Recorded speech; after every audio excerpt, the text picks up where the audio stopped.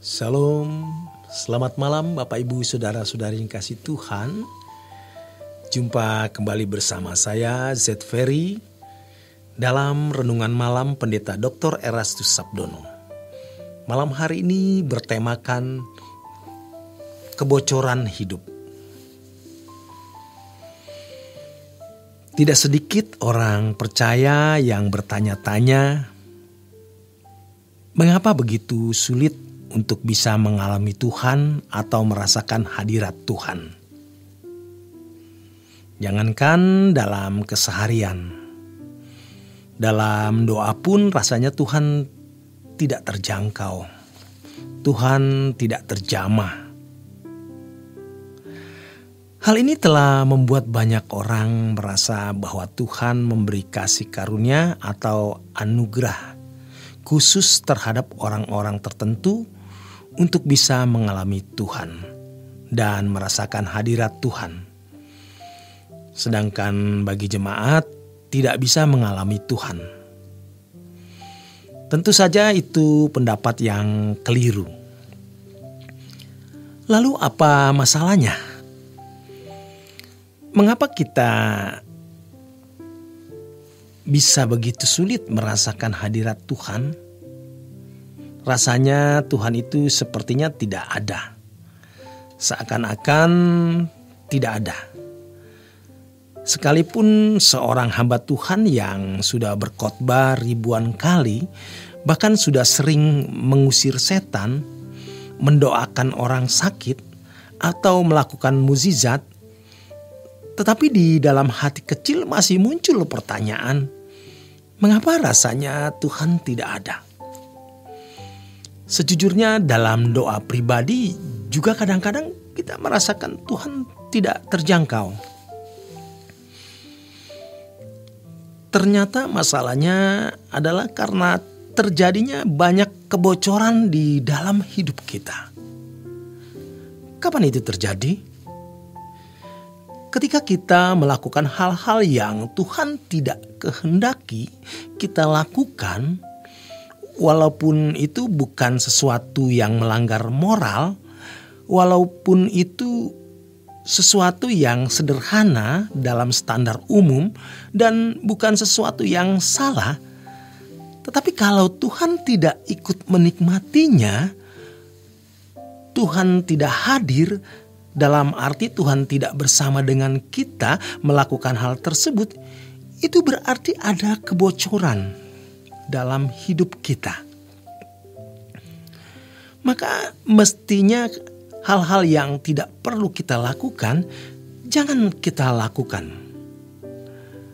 Banyak hal yang bisa dan seharusnya kita hindari, seperti pikiran-pikiran yang tidak patut yang muncul di dalam pikiran kita, keinginan-keinginan yang muncul dalam pikiran kita.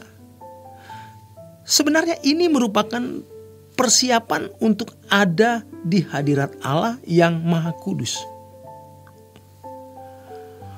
Oleh karenanya di dalam hidup kita setiap hari kita tetap harus melakukan atau melakukannya di hadirat Allah.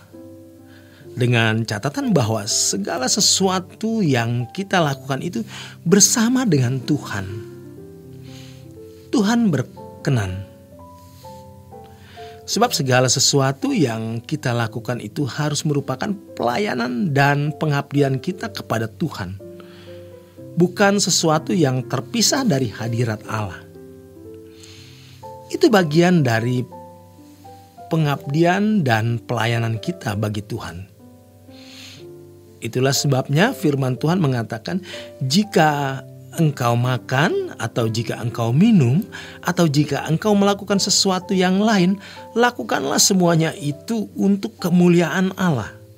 1 Korintus 10 ayat 31. Itu berarti apapun yang kita lakukan di dalam hadirat Bapa di surga. Ini adalah kesempatan yang sangat berharga. Jangan anggap ini sebagai beban atau tekanan sehingga kita terpaksa melakukannya. Ini untuk keselamatan kekal, keselamatan abadi kita. Di sini banyak orang menganggap remeh, sehingga akhirnya jadi sembarangan hidup.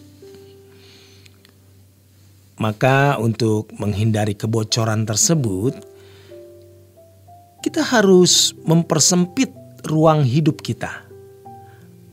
Artinya agar kita tidak sembarangan memproduksi keinginan atau kehendak yang itu melahirkan gairah yang membawa seseorang kepada kebinasaan.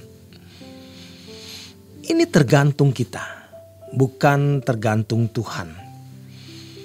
Karena Tuhan tidak menetapkan seseorang binasa atau seseorang masuk surga secara sepihak.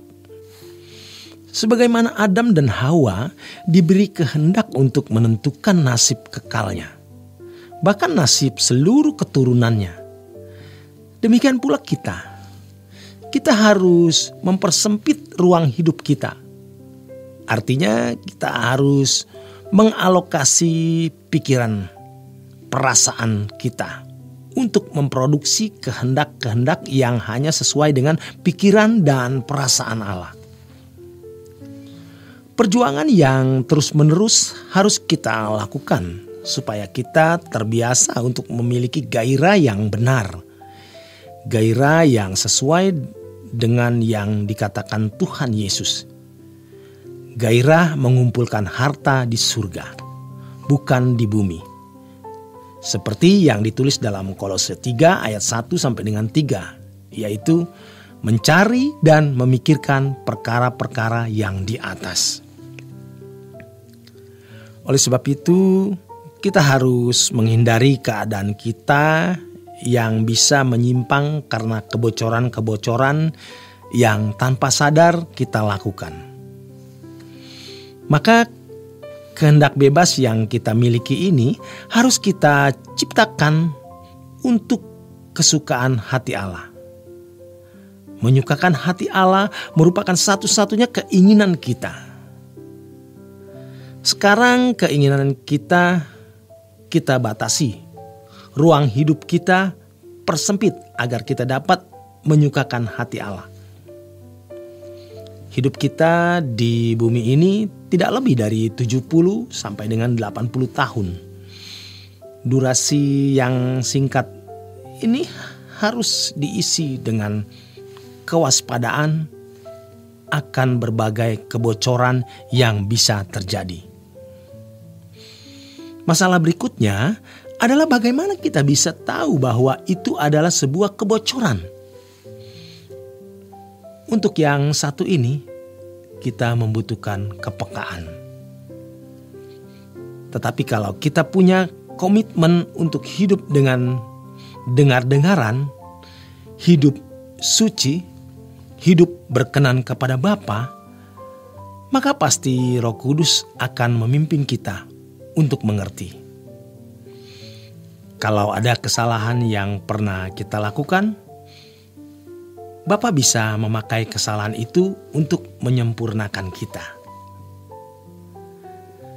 Keinginan kita di bumi ini yang penuh dengan jebakan dosa ini, kita alokasikan untuk melayani Tuhan saja, untuk menyenangkan hatinya. Demikian kebenaran firman Tuhan malam hari ini.